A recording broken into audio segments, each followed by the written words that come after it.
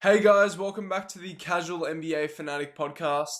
Now, what a boring time it is in the NBA right now. Obviously, we're about to finish up the month of February, just past the All-Star break. This is where teams, either you see the contending rosters coming from the trade deadline, start to try to ignite some sort of momentum, like what we've seen with Cleveland. Maybe teams that actually see themselves being relatively competitive, at least in a first-round series, start to actually kick into gear like we've seen Charlotte over the past few weeks.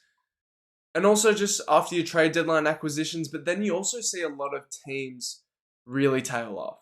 And those are the teams that consider themselves to be tanking for this year's ultimate draft class.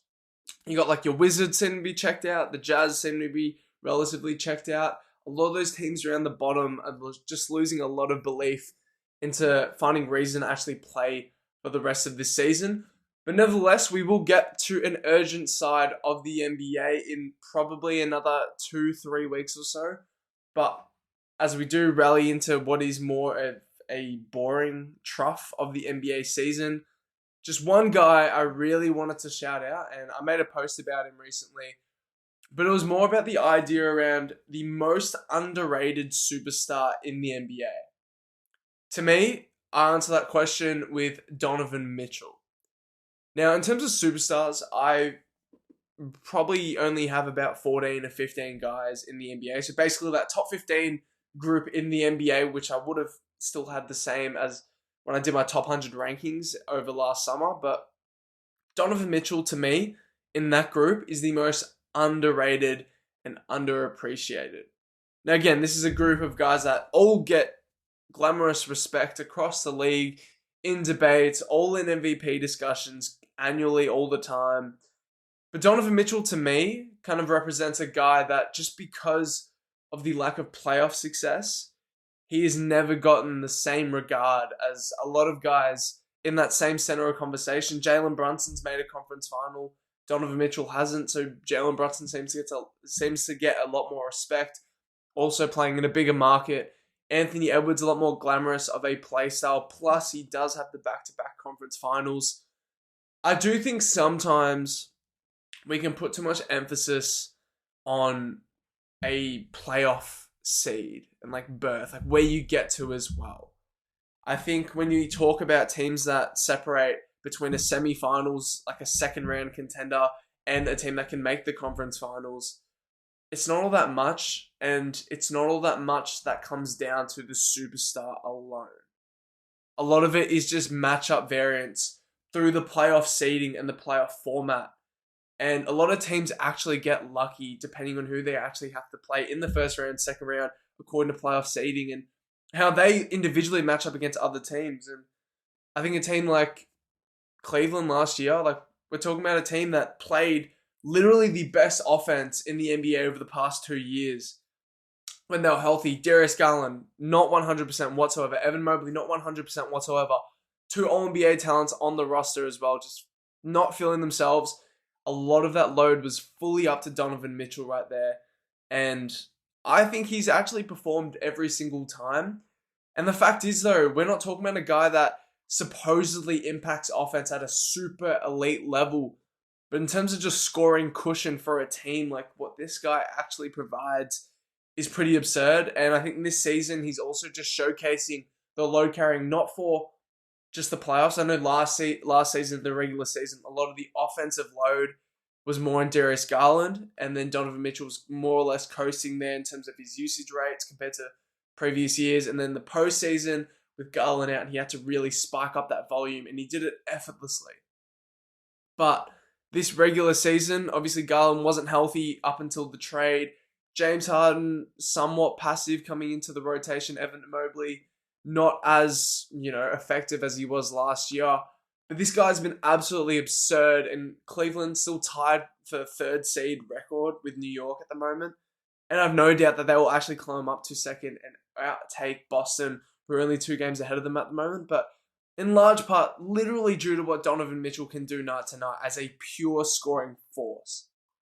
We're talking about a guy who this season, 28 points, 5 rebounds, and 6 assists on 57% effective field goal percentage. That is really, really high level efficiency rates to be scoring the ball at.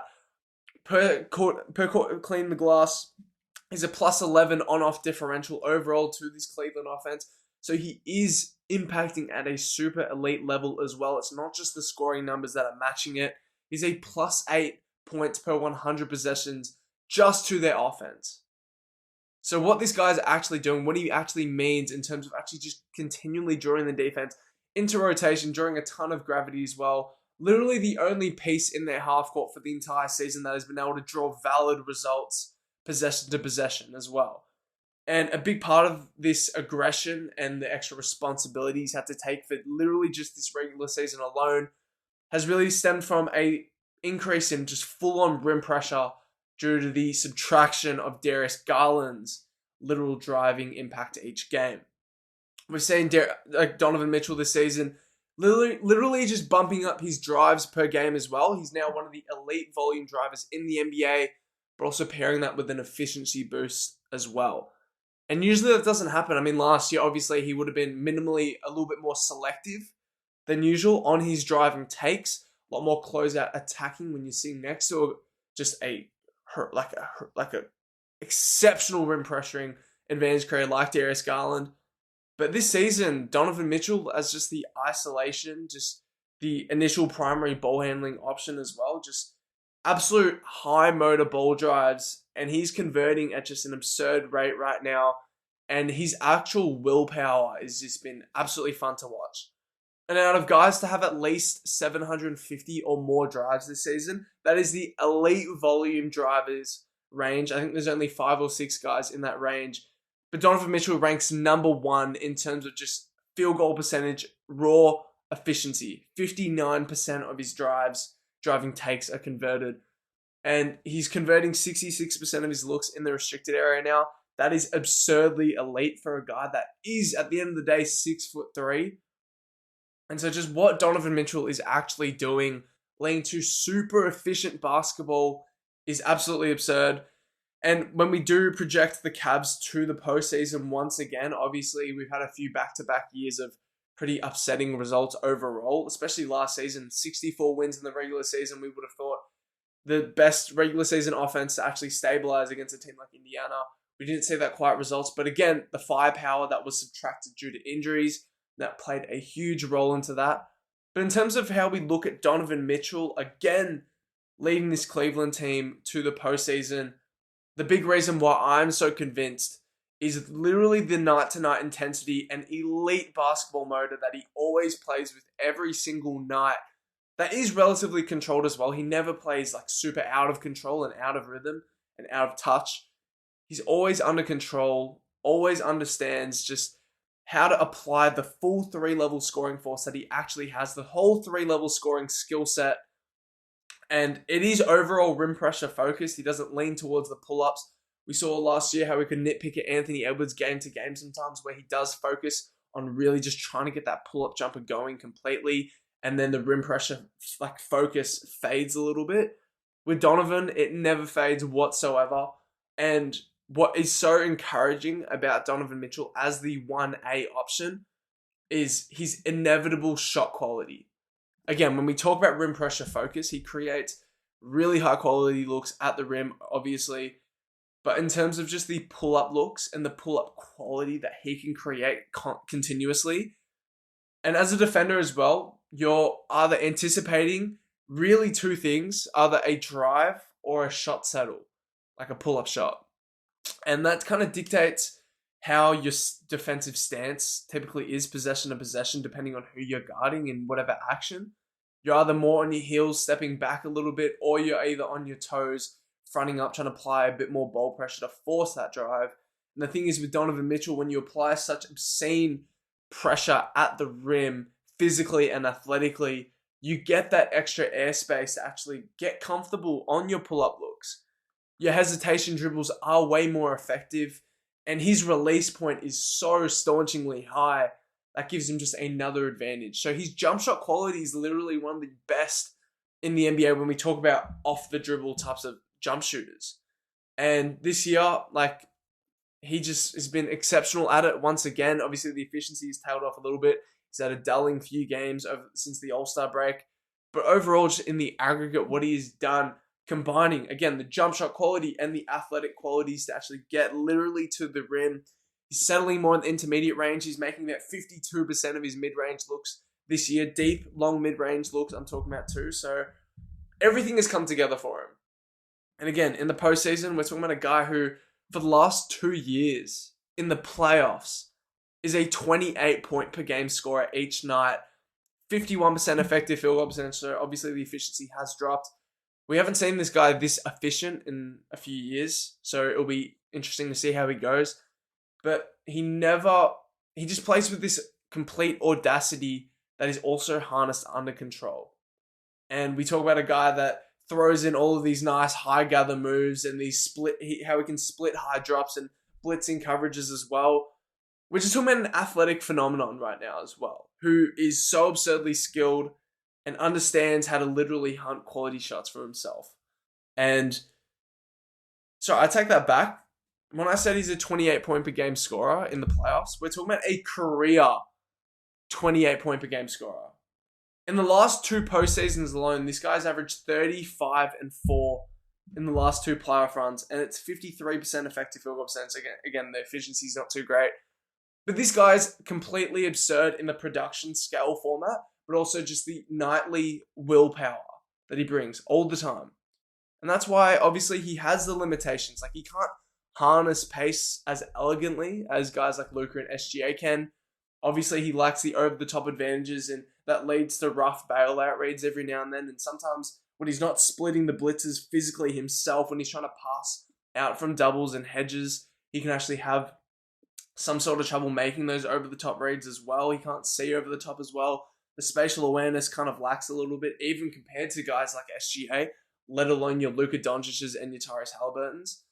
But overall, like, what this guy's doing as a literal leader has been so great to watch for Cleveland this year, and it's a big reason why I think they are still my favorite, as they were in the offseason, still my favorite to come out of the Eastern Conference. And I have no doubt that Donovan Mitchell will put them in the best position possible for that sort of an outcome. Now, moving on to the next topic I wanted to hit off, and it's more about just the DNA of literally the defending champs, Oklahoma City. Now, they've been without SGA for quite a few games now, and Ajay Mitchell. JDub obviously was in the lineup for a little bit. They had their wins against LA and Phoenix. Then he exited the lineup once again. So they're literally without their 3 primary driving creators. Literally the blueprint for how OKC actually get their defense into actual rotation continuously. And they've been winning the past few games. Obviously, they played Detroit today, and Detroit got pretty much, to me, I think they got embarrassed against San Antonio in my eyes. Obviously, it was a fairly close game, but I think that fourth quarter, like, they just couldn't do anything to shake Victor Wembanyama's defensive impact. So I think Detroit will really attack this OKC game at home with a lot of vengeance. So I don't think they'll get the win today, but who knows? But over the past few games, and especially focusing on their wins against Cleveland, a team that has been the best team in the league over the past 15 games. They snapped, I think, their 9-game win streak as well. And then their win against Toronto, who typically Toronto is a pretty poor matchup for OKC every single time we seem to play them as well. But I think just when we speak about what makes a champion, it's obviously star power. And that's when we talk about how SGA is like the second best player in the world. But a big part of what makes a championship contender in today's NBA, like obviously it's stuff like depth, but what makes all of this stuff go is like your literal culture and your principles and what you can actually fall back on, like your habits as well. And when we talk about what offers these championship teams a super high floor, which is to me more impactful when we talk about a team standpoint, your super high floor is literally just backed up. For this OKC team, it's completely built upon their defensive principles night to night. And it's literally why they have their success right now, when all 3 of their creators are out. Because they can actually build enough margin, build enough more possessions for themselves offensively to execute, when defensively they're just absolutely mauling teams night to night. And they can go on these just heroic stretches like we saw against Cleveland when they forced them into 10 first quarter turnovers. And they scored 40 straight points with their lack of firepower already in that lineup. So just what OKC's been able to do in terms of just maintaining that floor that they have night to night and the night to night margin that they establish through their defensive qualities. Again, it's through their ball pressure and their ball denial continuously on every single possession, especially in the half court. And that's when you disrupt all of the half court quality. And like that is super valuable when we talk about a team like Cleveland hangs their hat on literal half court offensive like quality creation between James Harden and what he can do as a ball screen initiator, what Evan Mobley can do sometimes, and Jared Allen can do as play finishers, Dean Wade as a play finisher, what Donovan Mitchell can do in the half court as an isolation monster. But when you have guys that just continually pressure the ball, pressure passing lanes, pressure driving lanes as well, offering that always just continuous help, but also just in-time rotations back out, covering closeouts at such a high level, help at the rim as well. It's not even just Chet Holmgren's absurd like rotation abilities down low. It's what Isaiah Hartenstein and Big Jalen Williams can do as well. Always on time positionally down low.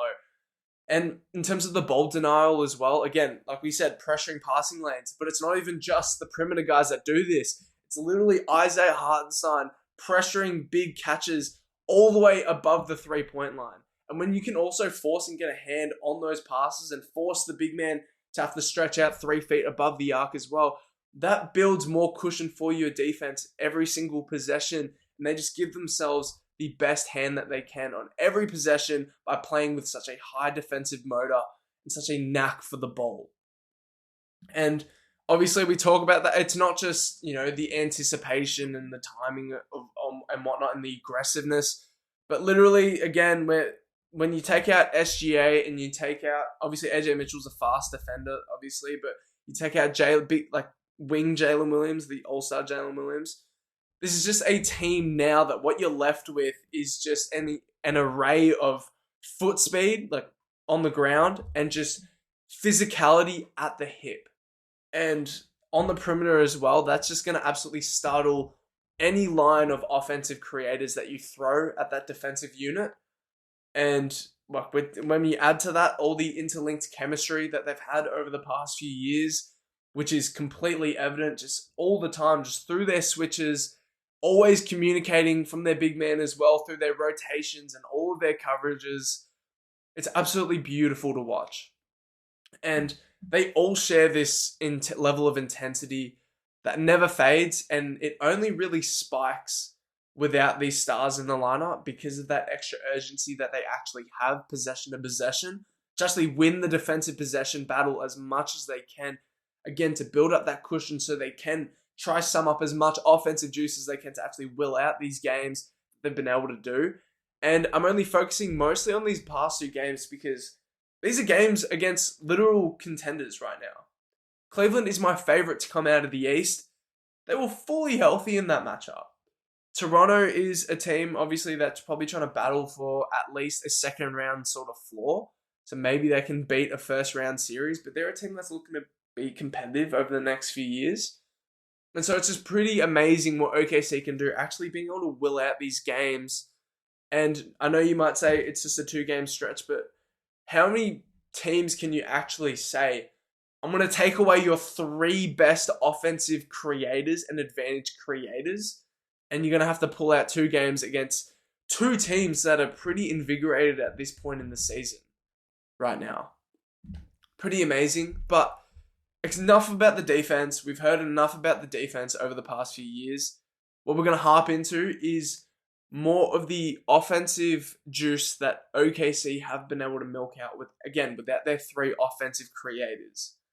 And we know OKC, with or without these 3 guys in the lineup, they always prefer steady drivers as the preference option to ignite their offensive structure all the time. And when SGA, JDub, Ajay Mitchell, when they continually beat players to spots and break down the defense as literal drivers and rim pressurers, either with their physical attributes, their nimble agility attributes, or just their deadbolt speed attributes, like it allows them to create these kick-out lanes that actually get their surrounding high-quality athletes in driving kick motion, attacking closeouts, and that's created, again, off those designated driving movements. But without those guys, it's a lot harder for OKC to actually create that offensive juice, create the offensive rhythm for those closeout attackers like your Aaron Wiggins, like your Isaiah Joes, like your Cason Wallaces, your Alex Caruso's. And the thing is, like, obviously, we have an all-star that's still in this unit. Like, I'm talking about the 3 offensive creators. But Chet Holmgren typically isn't as much of a reliant, like a offensive creator that OKC is reliant on game to game to create all of these advantages. We've seen him get physically checked out of really both of these games. I know he had a massive first quarter against Cleveland when they went on that 40-point first quarter. But against Toronto, I mean, basically checked out the entire game due to the Scotty Barnes matchup with obviously Scotty Barnes, old defensive candidate at the moment, one of the best defensive builds in basketball, playing with an insane defensive level of intensity himself. So that just wasn't a matchup Chet was going to be successful in at all. And when your only other star gets physically checked out, and again, when we talk about Chet Holmgren, like a lot of people might look at this and go, how this guy get an all-star nod, especially not even just like a fill-in nod, like he got a literal just shoe-in all-star for this year. It's because of what he does as a ceiling raiser, not what he does as a floor raiser. This guy literally excels with great talent around him, and we're talking about one of the best and most overpowered off-ball talents on both ends of the floor in the NBA. But in a night like this, where advantages aren't created for him, his play finishing skill set, which is his biggest skill set, isn't going to be as tantalizing as it typically is. And like against Toronto, he was a -12. He was actually, I think he had like a 112 defensive rating, which was actually really bad for... No, I think he had a 125 defensive rating in this game. So it was pretty awful. 3 for 8 from the field, not really aggressive. Literally from the get-go, I think he knew he couldn't get any sort of dribble penetration against Scotty Barnes. But with him not being more of a non-factor in the creation load, Lou Dort, we've seen Lou Dort, even like over the years, even since like 2021, post-bubble, we've seen stretches where Lou Dort has actually been semi-reliable in some sort of games to be actually create some offense. But even he was struggling against Toronto. We talk about 5 of 16 from the field. Pretty ugly as well. And some of the catch and shoot shots that he actually settles for, and the audacity of some of his like looks beyond the 3-point line. And then when we talk about what Dort can do as a driver and attacking closeouts, he doesn't have any typical size advantages against a team like Toronto for him to be successful throughout 48. I know during clutch time against that Toronto matchup, he hit 2 really big, huge push-off jumpers created from his drives, but throughout a 48-minute game against a team as athletic and as physical and as strong and mobile as Toronto is at their wing depth position, a guy like Lou Dort wasn't able to be successful there. But this is still a team that can create margin not just through their defense and points off turnovers and in the fast break, but also on the glass as well. They just absolutely dismantled Toronto on the glass, 49-34. Big part is a guy like Isaiah Hartenstein and their guards continually being active on the back line on their offensive line too. Guys like Lou Dort, Cason Wallace, Alex Caruso, always attacking the glass. Jared McCain even getting into that sort of dirty work as well. So obviously, what OKC can do, there's a lot of limitations right now, but we've got to talk about the role players that have completely stepped up and have been like literal. One of these guys has been a literal star over the past few games, and I think you guys know who I'm going to be talking about, and that is Cason Wallace, who's been completely unlocked as a driver over these past 2 games specifically. Now, when we talk about Cason Wallace, obviously, I had him as a top 100 player in the NBA, which is actually a big regard for a guy that puts up like raw stats, 8 points a game, and last year was in and out of the starting unit. But Cason Wallace right now is literally one of the best role players in the NBA right now. And just what he's doing right now just proves a bit more icing on the cake of what he can actually do, raising a team's floor as well as the offensive creator. Now, when we talk about his actual frame, he brings a pretty rangy frame, good wingspan as well, nice long strides. he actually brings a pretty subtly strong frame behind him. It's a compact 195 pounds, but he knows how to deliver it. We know on the defensive end how he can absorb a lot of physicality as well. He can actually throw a bit of that physicality on the offensive end. So that's been really good to see. He brings like a somewhat of an agile frame, but he's also a guy with a lot of speed behind him. In the last 2 games alone, he's put up for OKC, and like they would be nowhere near this position if he wasn't doing this sort of stuff. But 23 points, 6 rebounds, and 8 assists over the past 2 games. He's 18 of 33 from the field, so super efficient. And that 3-ball has been hitting tremendously. He's 8 for 13 on threes over the past 2 games. That was always the biggest question mark with Cason coming out of college as well. And over these past 2 games, we talk about, I think it's 17 assists over the past 2 games, only 3 turnovers in total. So it's been super efficient, even just handling the ball in general. And we saw guys like Alex Caruso actually get really uncomfortable handling the ball as the table setter against a team like Toronto. He had back-to-back turnovers, trying to dribble the ball and hold and maintain his dribble against Scotty Barnes. But what Cason Wallace has been able to do with the rangy frame, with the extra wingspan, with the extra twitchy agility that he has just as a general great athlete in the NBA, he's been able to handle the ball really safely right now. Obviously, the handle is still relatively shaky. He's never actually been seen in this role, though. We know changing direction isn't anything super smooth when we talk like speed-wise, like we talk about SGA. Obviously, how elegant he is, changing directions, changing speeds. But there, like with Cason, the point that makes this so impressive is that there really isn't any elite trait that he brings to the game. JDub has this downhill, single, powerful momentum that makes him really hard to stop once he gets that open angle. SGA, it's more about the just hyper elite, just agility toolkit that he can throw at any defender right now. And like that goes into the anticipation of angles. Again, the shifting direction, shifting your balance, the weight distribution, shifting speeds all the time. That's what he brings in the agility department.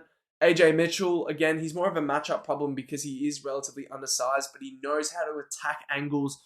Again, he has his own power. He has his own nimbleness. Again, agility. Again, he's taken a lot from SGA in terms of being able to literally change direction, pit, stop, start, that type of, driving success. That's what Ajay Mitchell brings. But Cason Wallace doesn't bring anything super elite to the table. But that's what makes this so impressive. And the thing is, as an athlete, he brings at least enough when we talk about a guy that can at least attack selective matchups and find success throughout a game. That's why we've seen over the past 2 games just relentlessly attacking Emmanuel Quickley and James Harden as his primary matchups. And it's been amazing to see. And the thing is with Cason, again, I say there's no elite trait, but at least with Cason, if he gets any sort of straight line angle, that downhill one straight line momentum is absurdly strong and powerful. And even guys like Scotty Barnes can't even get back in front of that in transition. And it's really hard to get back in front of overall as well, just fighting that positioning when someone is so powerful and they're creating so much just literal strength in their downhill drives.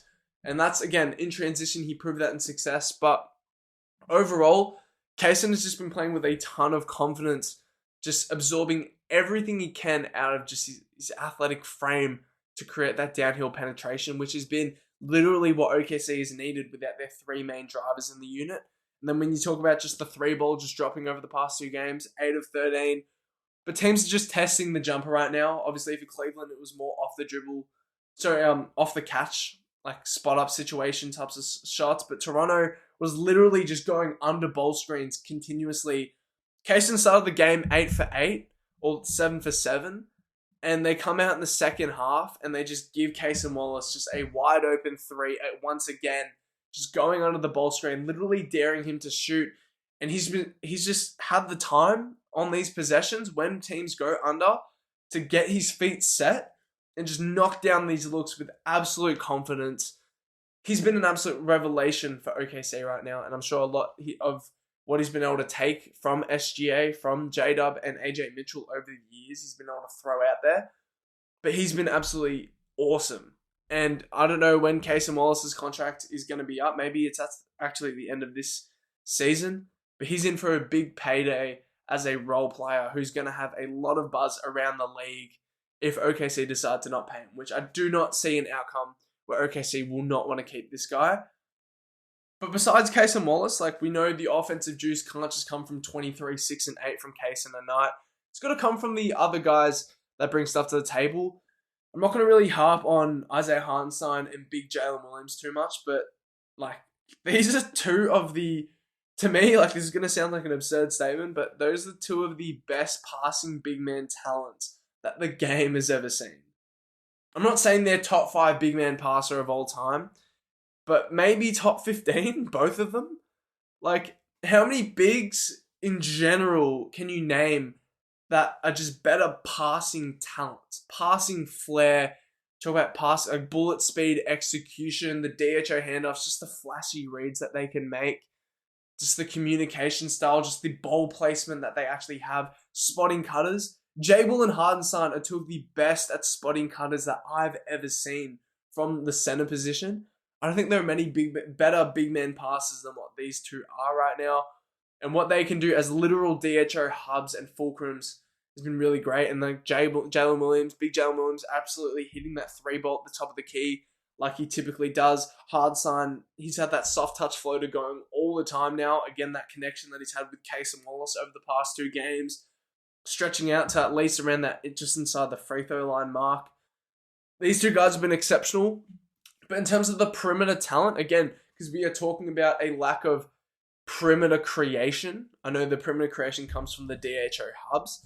But in terms of what Jared McCain, Isaiah Joe, and I'm going to throw in Aaron Wiggins here and what they've been able to do as offensive contributors, at least in these past few games, has been really impressive to watch. And especially Isaiah Joe.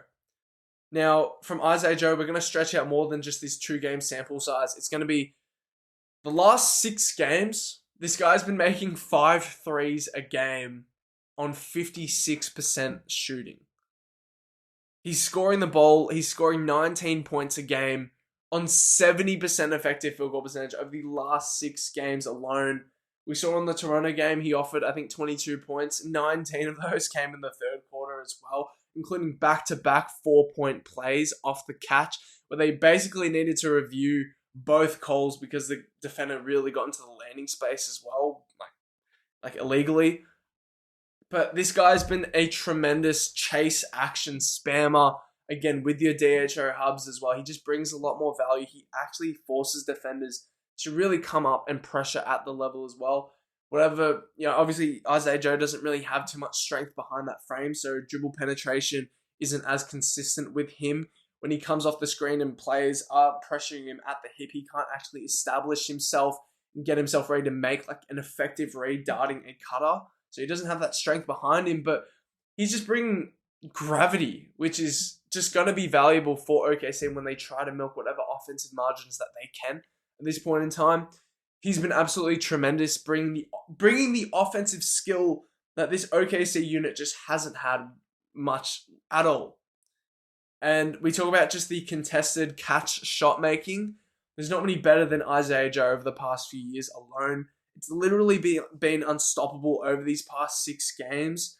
And he, like, in terms of gravity, and this is off the ball, not when he's involved in those chase action schemes, but his literal ability when, like, he's raising his position above the hash mark, like, that just, like, above the arc so much, it just allows him to add just more maximal separation from his defender.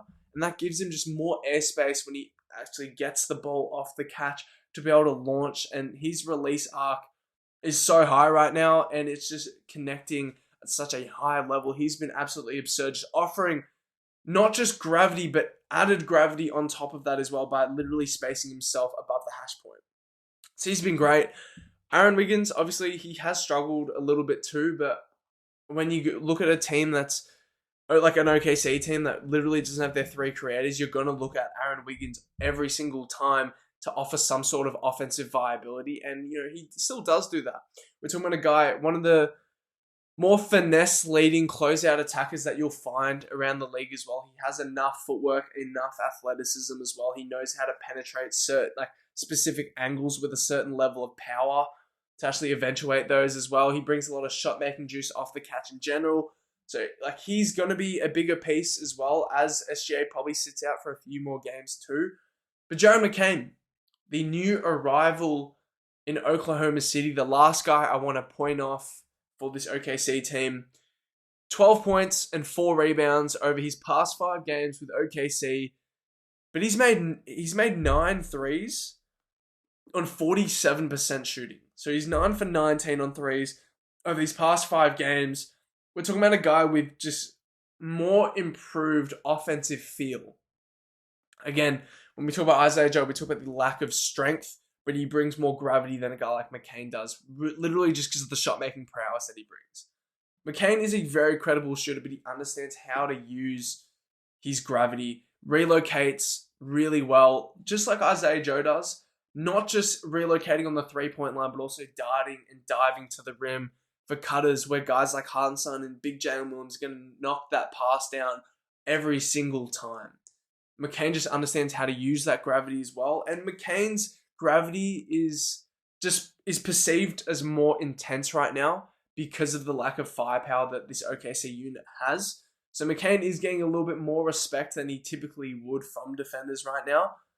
But regardless, this guy has been really nice, just offering a bit more ball handling juice in pick and roll as well when he does want to offer some sort of penetration. He's just trying to do as much as he can, getting the defense in literal rotation. And that's been really important for OKC. Obviously, Nikola Topic hasn't really gotten too much time. He's struggling to find success. Obviously, a guy that's going to be athletically impeded against a team like Toronto as well, where he doesn't have the same strength and physicality advantages. But overall, OKC are just sticking with this sense of belief that they actually can win games through this super high floor. When you can actually lean on your offensive role players to create, again, enough quality in their system to at least try and outlast these offenses that they are completely deterring with their defense. It's been really fun to watch, and it's why OKC are still the championship favorite, is because of this super high floor that they have night to night. And at the end of the day, when you have to win 16 playoff games and you can play up to a total of 28 playoff games, it's not just your ceiling that matters, it's the floor that you offer night to night that you can always rely on to give your best foot every single night. That's what this OKC team is proving to teams right now, that they have not gone away with their defensive prowess in their system, and their role players have only improved this year. Now, I appreciate you guys for tuning into that one. That was a bit of obviously as an OKC fan, I've really enjoyed this past patch as well. And I was talking to my friend the other day, and he's a Boston fan, and he mentioned how he prefers watching like this Boston team compared to previous years, and a big part of that, and like I find the same thing when OKC are dulled with talent like they are at this point in time. But a big part of that is like the lack of expectation that you have. You'll see a similar thing with Phoenix fans. The past few years, like Phoenix hated watching that Phoenix team with KD, Bradley Beal, and Devin Booker. But this Phoenix team right now, with Dylan Brooks, they love watching this team of just absolute dogs right now, just exceeding expectations. And again, when you watch a team that's just so deprived of like just basic talent and skill, it's really fun to see them actually come out and will out these games based off their system, their belief, and their floor. That's what has been fun for me. I hope you guys enjoyed that episode. I hope you guys just, hopefully over the next few weeks, we'll get some sort of more of an invigoration from the NBA in terms of just overall interest. But I appreciate you guys for tuning in for this one. I'll catch you guys in the next one.